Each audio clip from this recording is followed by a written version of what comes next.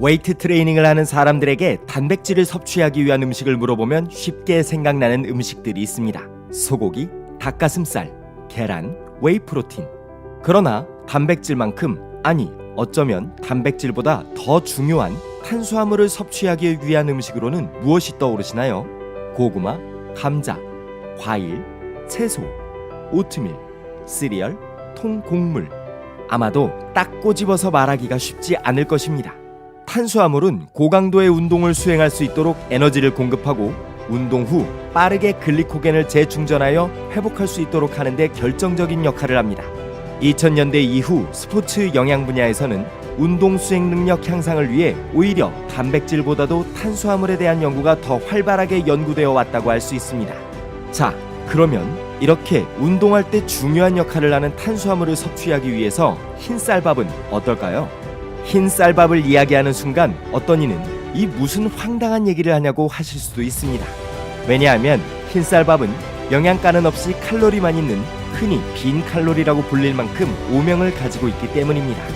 우리나라에서 흰쌀밥은 비만과 당뇨병 등 성인병의 주범이라고 생각하여 기피하는 사람들이 많은 것이 사실입니다. 실제로 우리나라의 1인당 쌀 소비량은 2013년 67.2kg에서 작년 2019년에 59.2kg으로 매년 줄어들고 있습니다. 그러나 보디빌딩에서 가장 대표적이고 클래식한 단백질 탄수화물 식단을 꼽자면 그것은 바로 치킨과 쌀밥이라고 할 수 있습니다.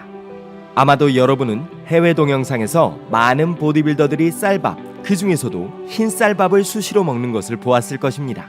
흰쌀밥을 주식으로 하고 있지만 흰쌀밥의 부정적인 이야기들을 숱하게 들어온 우리로서는 약간은 혼란스러운 장면이 될 것입니다. 우리나라에서는 한때 현미밥이 건강에 좋다고 하여 심지어는 밥상에서 흰쌀밥을 퇴출해야 한다는 이야기까지 있었습니다. 현미가 백미보다 더 많은 영양소와 식이섬유를 함유하고 있기 때문에 일반적인 건강 증진을 위해서는 현미가 유리해 보이는 것이 사실입니다. 그러나 고강도의 운동을 하는 보디빌더나 운동선수들은 스포츠 영양 관점에서 때때로 이와는 다른 가이드라인을 따라갑니다. 고강도의 트레이닝은 글리코겐을 빠르게 소진하고 근육을 분해하는 코티솔 호르몬 수치를 상승시킵니다. 따라서 보디빌더나 운동선수들에게는 무엇보다도 고강도의 운동에 필요한 에너지를 충분하게 공급하고 또 운동 후 심각하게 고갈된 글리코겐을 빠르게 재충전하는 것이 무엇보다도 중요합니다.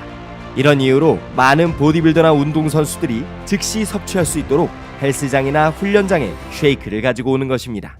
이를 확대해서 생각해보면 운동 후 첫 번째 식사를 할 때 어떤 탄수화물을 섭취하는 것이 유리한지는 더 분명해집니다.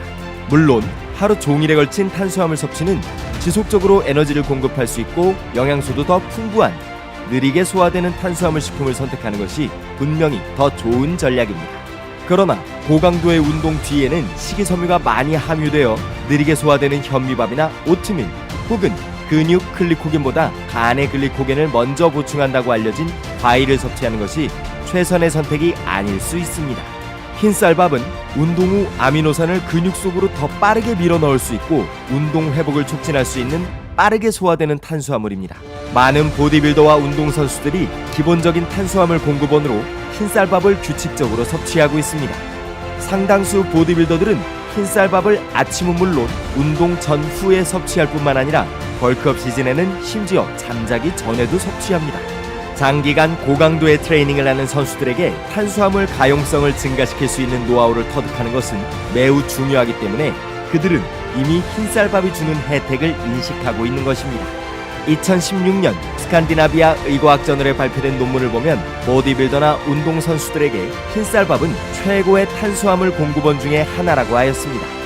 또 스포츠 영양의 최고 권위자 중 한 명이자 호주 AIS의 루이스 버크 교수는 높은 당지수의 식품을 섭취하는 것이 운동선수들에게 유리한 이유는 혈당 반응이나 인슐린 반응이라기보다도 무엇보다도 소화와 흡수가 빠르게 되기 때문이라고 하였습니다. 따라서 일상 식단에서는 당지수에 너무 연연하지 말고 영양소가 풍부하고 자신이 선호하는 음식을 선택해도 되지만 운동을 시작하기 전에는 높은 당지수의 식품을 섭취하는 것이 유리하다고 하였습니다. 또 다른 스포츠 영양 권위자인 베리 브라운 교수도 어떤 종류의 탄수화물을 선택할지는 상황에 따라 완전하게 달라지는데 가령 고강도의 운동을 위해서 에너지 공급과 낮은 식이섬유가 필요할 때에는 단순당을 섭취하는 것이 완벽한 선택이라고 하였습니다.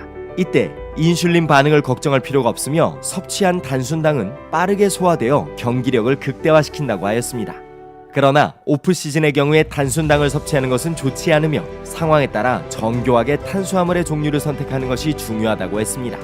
더군다나 쌀밥은 가격이 저렴한 편이며 대부분의 다른 음식과 잘 어울려서 감자, 고구마처럼 질리지 않을 뿐만 아니라 한꺼번에 많은 양을 조리하여 보관하였다가 나중에 섭취하기에 간편하다는 편의성에도 큰 장점이 있습니다.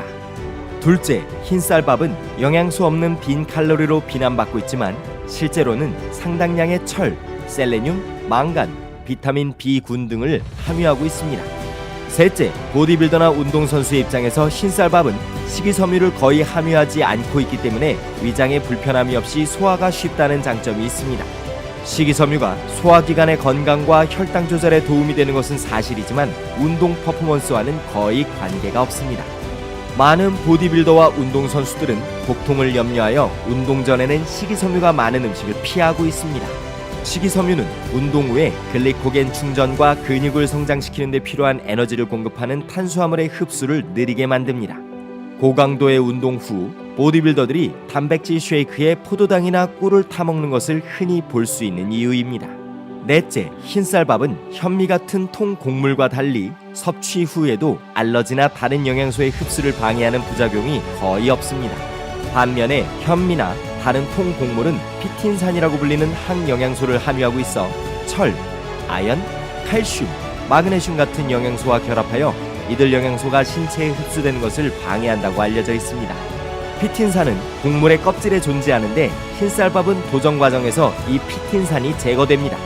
따라서 흰쌀밥은 고강도의 운동을 위해 다량의 탄수화물을 섭취해야 하는 보디빌더나 운동선수들에게는 위장의 불편이나 알러지를 걱정할 필요가 없는 더없이 좋은 선택이라고 할 수 있습니다. 스포츠 영양 측면에서 흰쌀밥이 보디빌더뿐만 아니라 많은 운동선수들에게 운동 전후의 섭취가 권장되고 또 이미 실제로 많은 이들이 선호하는 탄수화물 공급원이라는 것은 알려진 사실입니다. 그렇지만 흰쌀밥이 보디빌더나 운동선수들에게는 최고의 탄수화물 공급원이 될 수 있지만 어떠한 운동도 하고 있지 않거나 과체중 혹은 당뇨병 등 대사질환이 있는 분들에게는 흰쌀밥이 해롭거나 치명적일 수 있다는 것을 명심해야 합니다. 근육 성장을 위하여 고강도의 웨이트 트레이닝을 수행하거나 경기력 향상을 원하는 운동선수들에게 운동식단의 일부로 흰쌀밥을 활용하는 것은 효과적인 방법이 될 수 있습니다.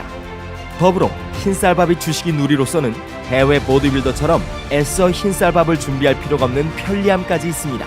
금년 식약처 자료에 의하면 주위에서 손쉽게 구입할 수 있는 참치 김밥 한 줄 250g에는 435칼로리의 에너지와 단백질 17.5g, 탄수화물 50.7g, 아미노산 15,285mg이 들어있습니다. 때때로 완제품 포장지에 표시된 제조국과 다르게 실제 원산지가 인도산인지 아르헨티나산인지조차 확인할 수 없는 유청 단백질 원료에 GMO 여부조차 불확실한 말토덱스트린을 다량의 합성 첨가물과 함께 섞어놓은 보충제보다 더 안전하고 효과적인 선택이 될 수 있습니다.